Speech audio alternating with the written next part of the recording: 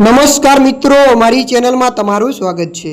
મિત્રો, ચોટીલા પાસે hit and રનની ઘટનામાં રાજકોટના જુવાનજોત બે કૌટુંબિક ભાઈઓના કમકમાટી ભર્યા મોત નીપજ્યા હતા।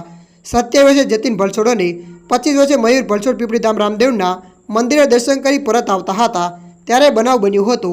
મૂળ જામજોધપુરના તરસાઈ ગામના વતની બંને યુવાનોના મોતના સમાચાર મળતા પરિવારમાં ભારે આક્રોશ છવાયો હતો।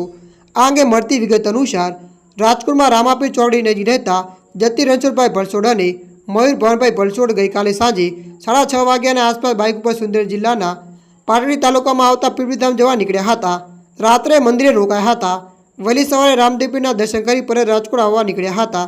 વહેલી સવારે 5 વાગ્યાની આસપાસ તેઓ ચોટીલાના સાંગળી ગામ નજીક બલદેવ હોટલ પાસે પહોંચ્યા હશે ત્યારે અચાનક અજાણ્યા વાહને બંને ભાઈઓને બાઇક સહિત અડફેટે લઈને ફૂટબોલ જેમ રોડ ઉપર ફંગોળ્યા હતા, જેથી બંનેને ગંભીર ઇજા થઈ હતી।